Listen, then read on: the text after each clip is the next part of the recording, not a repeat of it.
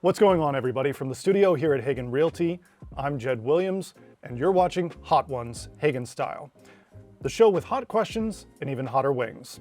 Today we're joined by Todd and Chelsie Geary, founders of the Geary Group with Hagan Realty, which serves home buyers and sellers in both Maryland and Virginia. While both were born in Washington, D.C., Chelsie grew up in Rockville, Maryland, and went to Towson University, while Todd spent his formative years across the river in Springfield, Virginia, and studied decision sciences and management information systems at George Mason before crossing the river to get his master's in counseling from Loyola University. They settled in Maryland and live in Clarksburg with their 5 kids, Joel, Ella, Esther, Hudson, and Hannah, and their dog Finn, who is, as I understand it, affectionately known amongst the neighbors as the Black Shadow of Dancrest. So Todd and Chelsie, welcome to the show. Thank you. Yeah, thank you. Looking forward to it. You are. I see. hope so. Before we get started, I gotta ask, how are you both with spicy foods? Well, we'll see. I think that look basically says it all. So, well, no backing out now. You're in the hot seat. I So know. I know, we are. let's get moving. Why don't we go ahead and start with our first wing here? Okay. All right. So, Todd, my first question's for you. You've been in real estate and at Hagan Realty for nearly 20 years now. That's longer than anyone other than me and Michelle, actually.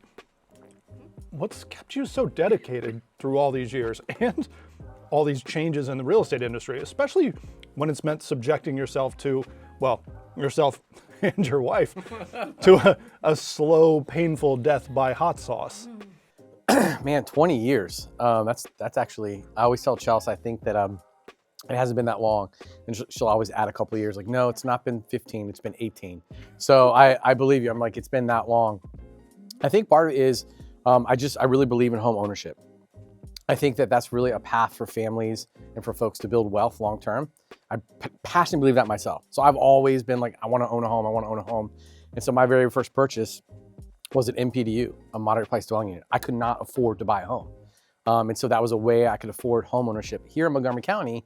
And so I help other people that same process. So owning a home in Montgomery County is not super cheap. And I think that being able to show people, hey, this is an option, and just help families with that option of owning a home, I think is huge. That's one of the first times I've had an answer to that question, whether on this show or just out in the industry, that has been completely outward focused. Usually agents will answer that question with, I like the lifestyle, or I like the hours, or I like looking at houses, or things like that. It's always me. I think knowing you, it comes as no surprise, or it really shouldn't have come as any surprise, that the reason for your dedication to the industry has been others. That's a pretty consistent theme I think we'll get back to actually later on in the interview. Absolutely. So, but for right now, you guys are off to a pretty good start here, so let's see how you handle the second wing. Not too bad. All right, you ready? Yeah, All ready. right. So we're going to stick with the theme of looking back to the old times or the old days. 13 years and a few days ago, Todd, you gave me a call pretty late one night and asked if I could cover a client for you the next day because Chelsie was just starting to have contractions, and your plan was to go to the hospital the next morning, first thing the next morning, to deliver your 3rd child. All in all, I'd say that's a pretty good excuse for calling out for work the next day. That's not quite how things worked out, though, was it? So Not quite. Why don't you guys tell Not that story? quite. That's a crazy story. Yeah. People don't believe the story sometimes. It's so wild. Yeah. I just want to. I lived through it. I Yeah, know. you did. I don't believe it. I know. So You I just want to did. preface it with, in the beginning, we were at home. We knew, again, we're not new. This is not our first child. So we kind of, we know what we're doing here. Chelsie knows what she's doing. She's like, listen, contractions are starting. It's late at night. You can go to bed for a little bit longer. So I went back to sleep. And that was the worst decision of my life. I should not have gone back to sleep. And so we didn't know that at the time, but then I woke up to her, and Chelsie want to pick up from there. What was happening? So I just thought, I was going to be like the other ones. We have 12 hours. Like, we'll just go to sleep and wake up. But I couldn't sleep, actually. So, surprising. And I woke up, or I think my water broke, and I said, Todd, we have to go to the hospital now. And so he, like, ran around to get our stuff ready for the hospital, our bag in the car, and call my brother to come watch our other kids who were sleeping, thankfully. And but then, and I was crawling around the bedroom because I couldn't walk then. But I thought we still had time. And then I said, you know what, Chelsie, you have to go get the rest that you need for your bag and stand up. You can do it. Was it your toothbrush? You had to get your toothbrush? Yes, my toothbrush. I need So my I just toothbrush. told myself, I said, just stand up. essentials. Yes, I said, just stand up. You can do it. So I stood up. And then I was like, nope, the baby's coming right now. So I said, Todd, the baby's coming now. Or didn't say it. I yelled it. So go ahead. So yeah, at that point I was just kind of like, what do you mean the baby's coming right now? This is not how this works. We gotta go to the hospital. And so, but baby was coming. Esther was coming one way or the other. And so I called 911 on the phone. Our dog was barking like crazy. We had a little dog at the time, Bella. She was barking at the bottom of the bed. We're on the ground in the bedroom, and Esther's coming out, and there's no options here. So 911's telling me what to do.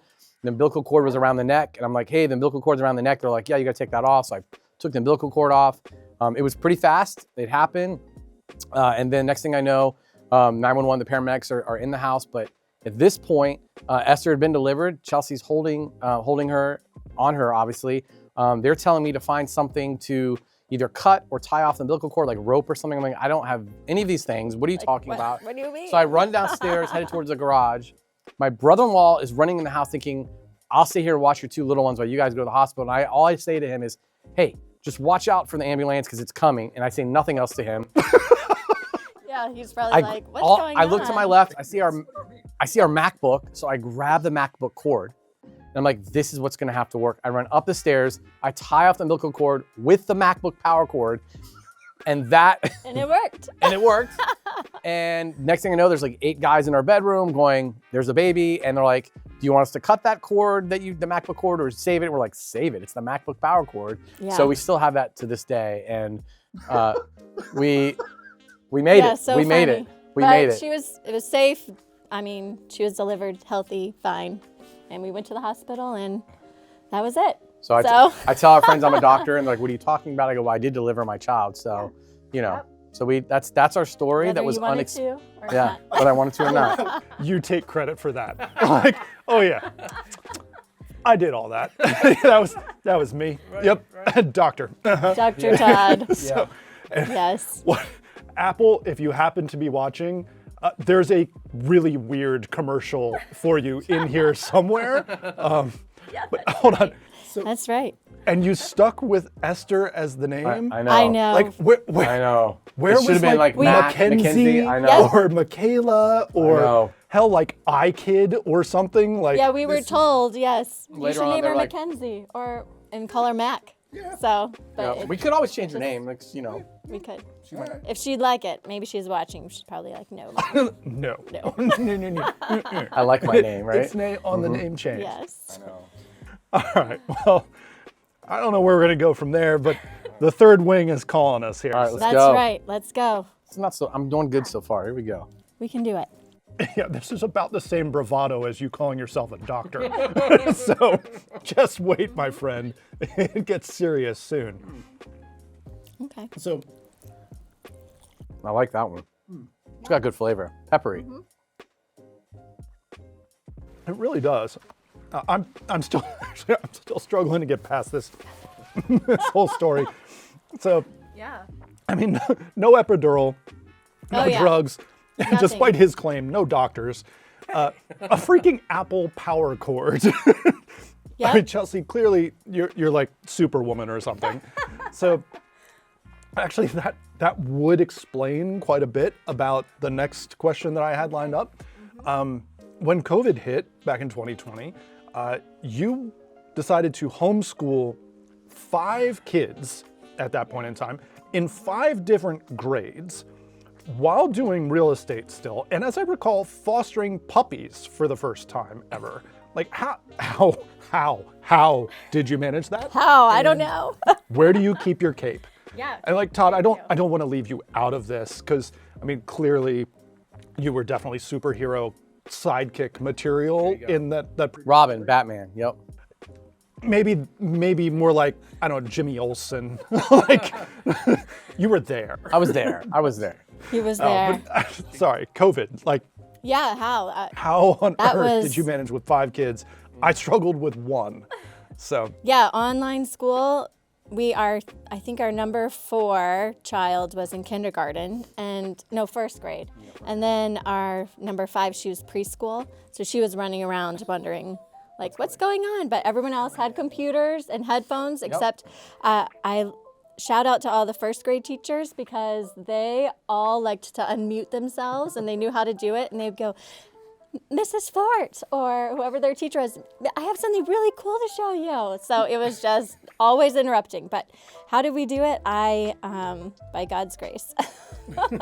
And our kids, they do a good job for the most part. So sitting on their computer, doing their stuff. And then the puppies, man, that's fun. But it's also a lot of work and a lot of messes to love clean the up. puppy. We love the puppies. But think daily baths because they are messy. And a lot of outside time. So a lot of outside time running, but it's just fun being covered in a pile of puppies. Like you can't have, usually when you foster puppies, you don't want just one because it's harder. So you want 2 or 3. And so we did 3 a lot, actually. Add them to the pile. Add them to the pile. Yeah, 5 5 kids, 3 kids, puppies. 3 Why puppies. not? Why not? Yeah, just Sure. add The kids don't fight add with to the the puppies. chaos. Everyone gets a puppy. Yeah. Or shares a puppy. Add to the chaos. So, yeah, but outside time I would say is key, and a schedule, You have to love animals. You gotta love animals. and love animals. yeah, because 5 young kids and 3 puppies definitely stick to schedules. I guess when you put it wouldn't that work way, for me. no, they don't. All right, well, keeping us on schedule, I think we've got our 4th wing coming up. All All right, right, let's do it. So we can do this. This is good. Okay. So Todd, you used to coach lacrosse for Damascus High School, no less. Not exactly a slouch of a program. So how was it for you when one of your kids turned out to be a star athlete, but in football rather than lacrosse? That was a great story. This year was my daughter's freshman year at her high school. It was quite an experience. She was trying to decide between doing soccer, which she'd played before, trying out for soccer at high school. She hadn't really played much competitive soccer, but she's competitive. So we knew she has a shot maybe making that team. And then Montgomery County introduced flag football for girls. And so she said, that sounds fun too. And it sounds like you can do 2 sports because flag football is new and they're gonna let you split practice time. We said, try it out, see what you wanna do. Long story short, she tries out, she makes both teams, and then she decides it doesn't make sense to try to do both sports. She's not gonna be able to focus on her studies. So we say, pick the one that seems the most fun to you. She goes, I'm doing flag football. We said, great, it's a varsity sport only, so you'll be juniors, seniors, whatever, you're a freshman, but if you think you're gonna have fun, do it, go do it. So she did it. Team makes it to state finals. She's playing defense most of the time. Someone gets injured. She goes in as a wide receiver near the end of the game. It's a tight game. And she ends up catching her first touchdown of the year. At the state championship. At the state championship in Baltimore, at the Raven Stadium. She's on the big screen. They And dim the lights, everything. just like it was all- the full deal. And she is so excited. She puts her hand up by her mouth. She's like jumping up and down. The girls are surrounding her. They catch it on film. She's on the Jumbotron. And we're just staring. We're in the stands and we're like, did that just happen? Did that actually just happen? Like the game sealing touchdown? Yeah. And she ends up getting interviewed by Sports Illustrated. My friend messaged us the next day, like there's an article about her online. Go check it out, Sports Illustrated. Yeah. She talks about her love for football, watching football with me, watching Michigan Wolverines and stuff like that. And so she gave me a shout out in the article, which was kind of crazy.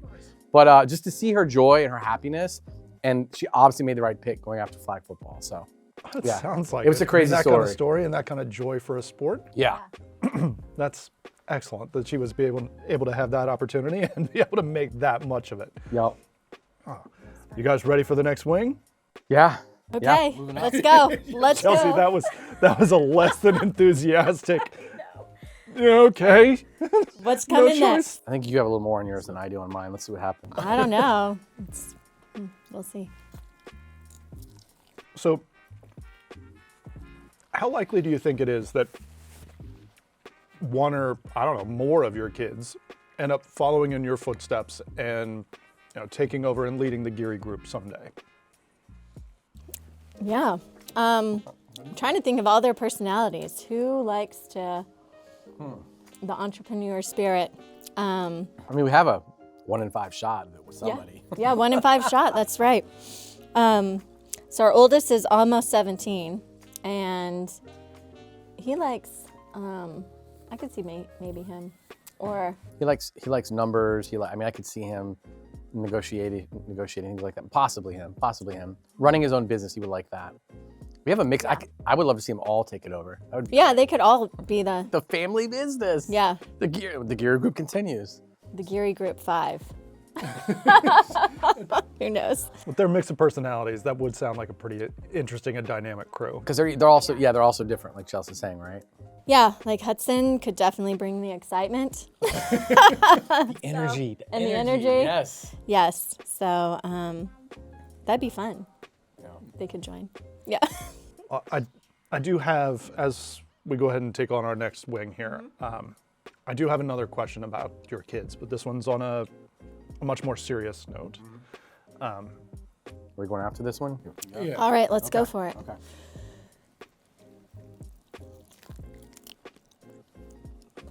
So, a little over 8 years ago,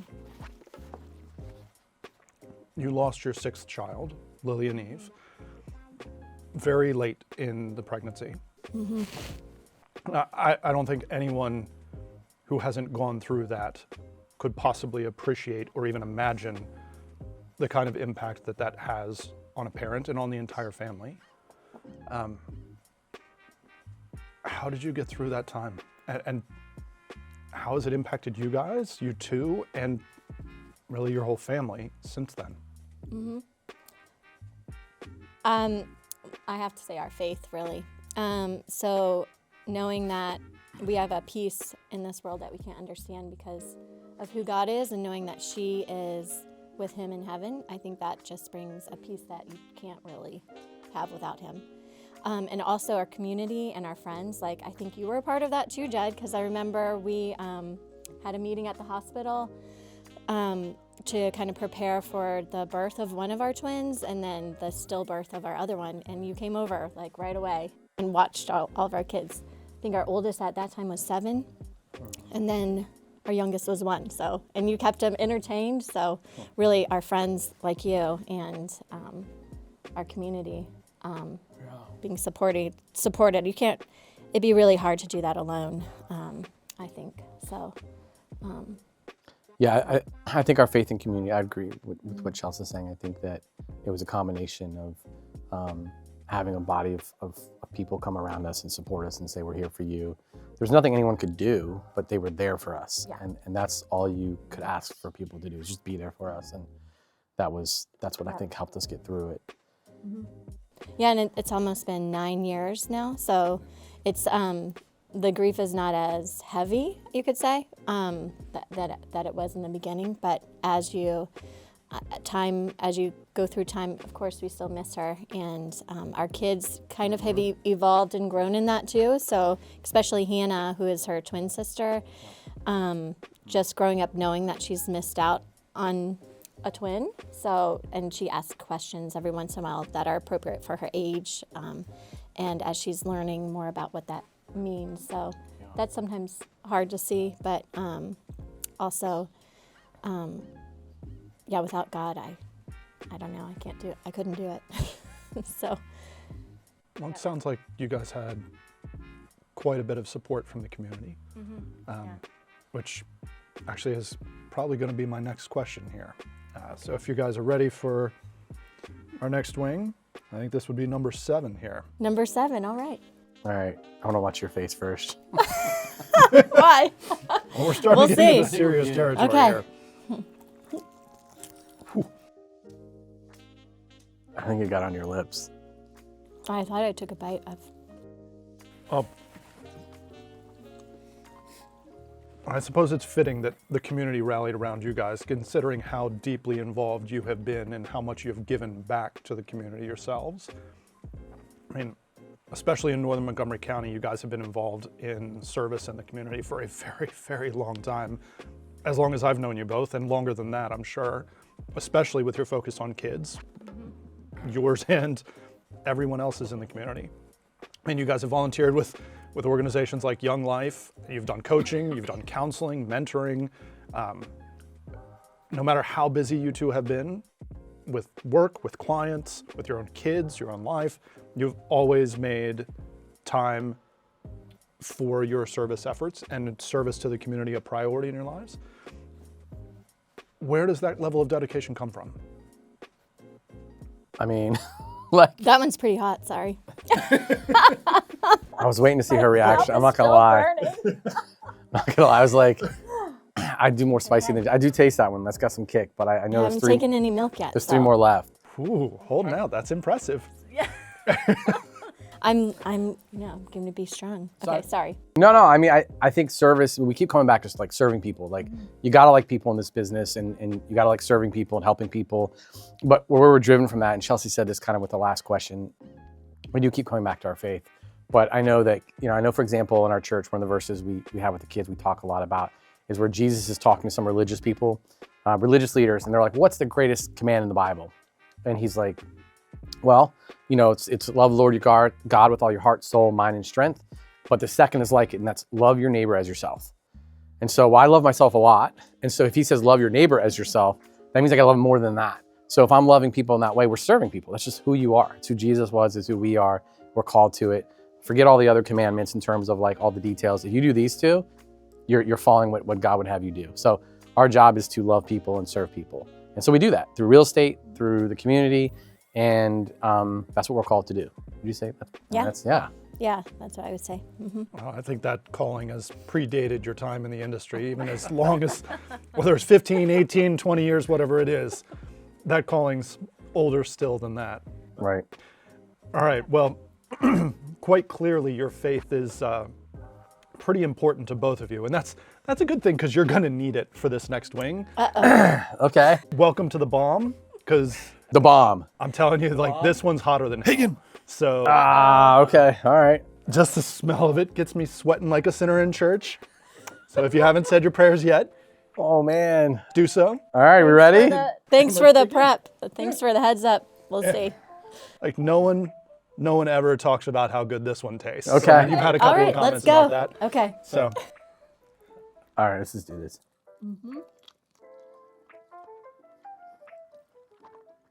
it just tastes like pain.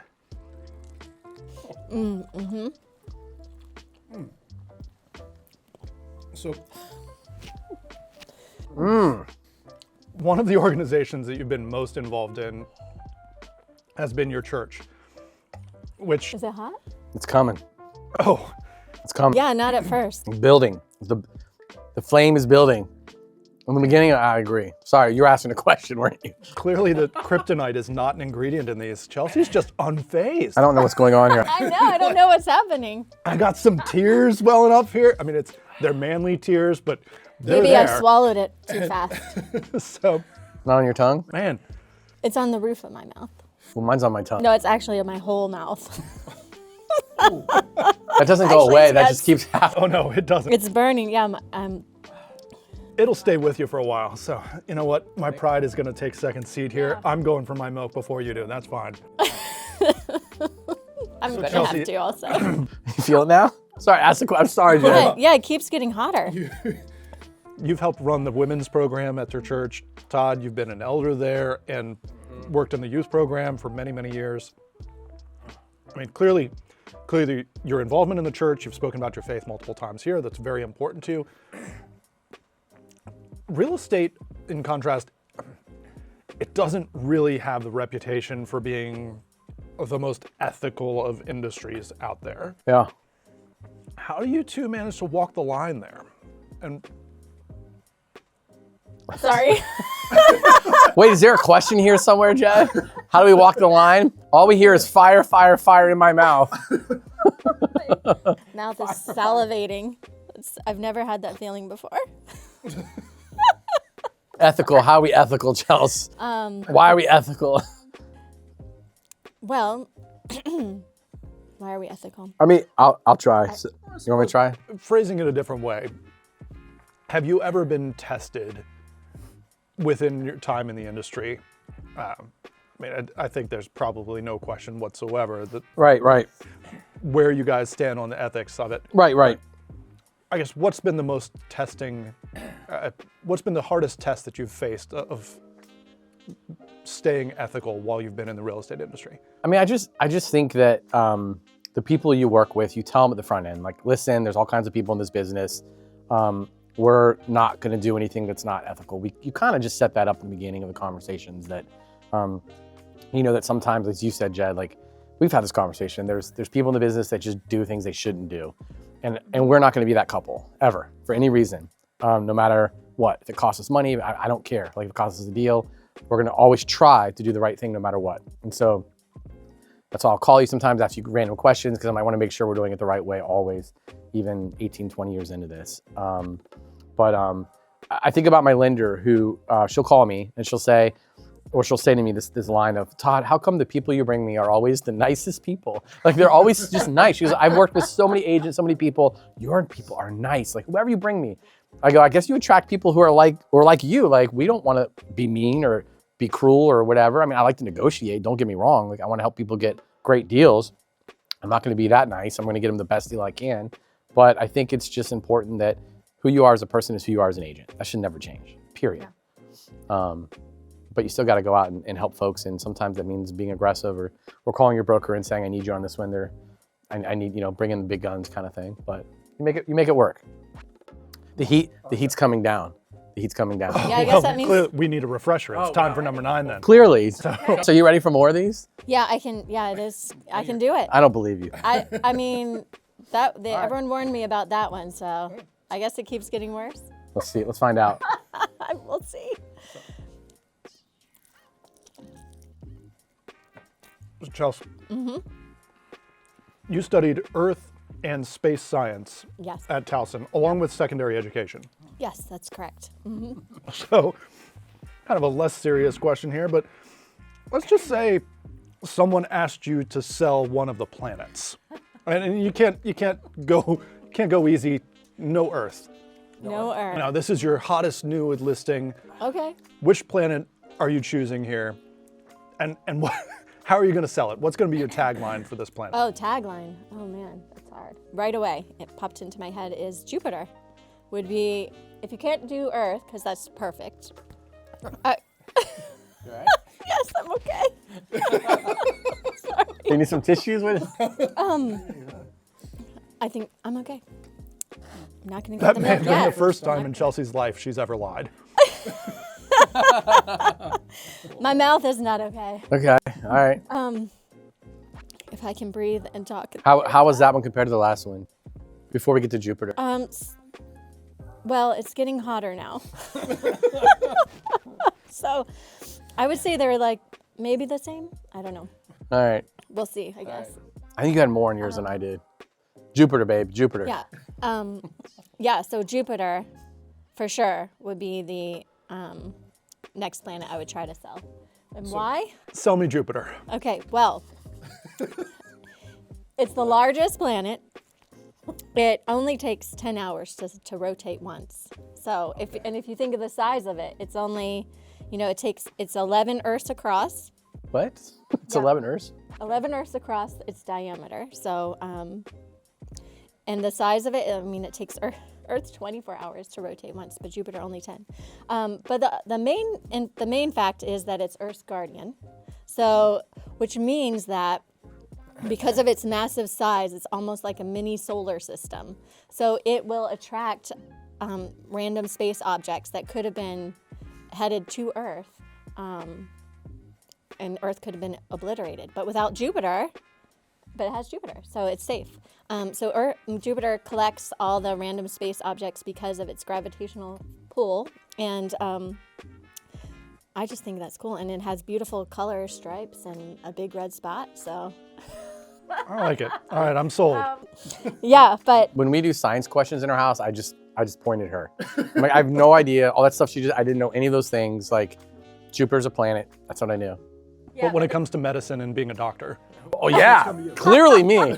Clearly me. that's actually true. I can't do someone has a hurt something, I'm like, it's cut too much, go to Todd. Go to No Todd. blood. She sent it to me. Yep.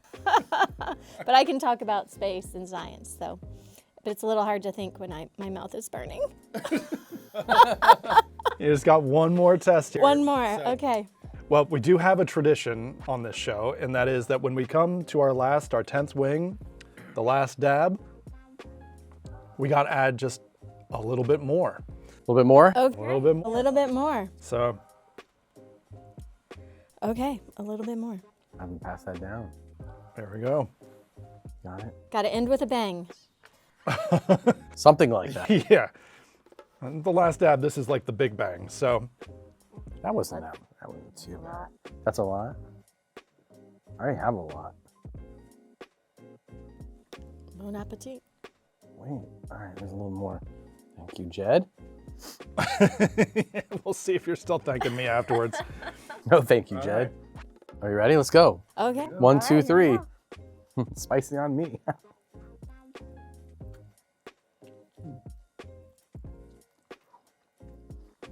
That has an interesting taste. Diplomatic. I like it. It's like not odd at first. Oh, It's coming? Okay. it does. It's like, I found the spice. And I can see your face found it too, Jed. It just hurts all of me. Chelsea found the spice. I think it found her. I think it found my lip by accident too. All right, I'm gonna go milk on here. Yeah, it. Did that's you not drink gonna milk help yet? At this point. I did drink up All right, good. some milk. Wow, that's All right, so what would you say has been your best real estate memory so far? Spicy, spicy, spicy, spicy, spicy, spicy. Like we're back to that again, man. Definitely not this show. So I think not a moment, but my favorite thing about real estate is I love seeing all the hard work and effort that clients take pay off when their house has come to settlement and they're selling their house, and all that hard work of getting it prepared to be market ready. Sorry, that's spicy. Sorry, my voice has changed. When that pays off, and like they're so proud of their work, and I just love seeing that. So, and then on the flip side, just seeing the dreams of owning a bigger house or downsizing when you're finding a new house come to a reality. Like I just I love seeing that and knowing that I helped and that I was able to be a part of that new chapter or old chapter closing in their lives. So just to be it's a joy and a privilege to be able to be a part of that, because there's such a big step in people's lives, moving to a new home or selling their home, moving to a new home, and that we can be a part of that journey is just, I see it as a big privilege. So, Yeah, nothing beats the closing table when it's all smiles. We made it. We got here, and what they put in worked. And then, but for me, something that popped in my head when you said that. You feeling that? I'm feeling that one. I don't know. it hurts you. yeah, it does. It is pretty painful. Was helping My gums. when we sold my parents' house. Oh, So selling which is the house I grew up in. We lived there my entire life. I mean, my parents, from what I remember, I think they moved when I was like 1 to this house. Hold on one sec. That selling their house in Northern Virginia, and being able to serve my parents that way and walk them through what could be a stressful situation and make sure it wasn't as much as possible. And there were some emotions involved with that, but going into my room for the last time, being like, I'm selling my own house. This is crazy. And so that was a special transaction for me and for our family. I think that's, Yeah. Making dreams realities. and serving others. It seems to be a pretty consistent theme throughout this interview and basically throughout both of your lives. So, well, guys, I mean, there we have it. We did it. You know, this is the Gearys taking on the wings of death. And now there's nothing left to do but to roll out the purple carpet for you. So this camera, this camera, this camera, Todd, Chelsie, let the people know where they can go if they want to be moved. Great. You can email us, todd@haganrealty.com or Chelsie@haganrealty.com, and that's CHELSIE. you can just give us a call at 240-876-5652.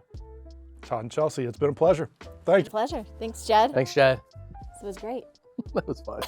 A little painful, but okay.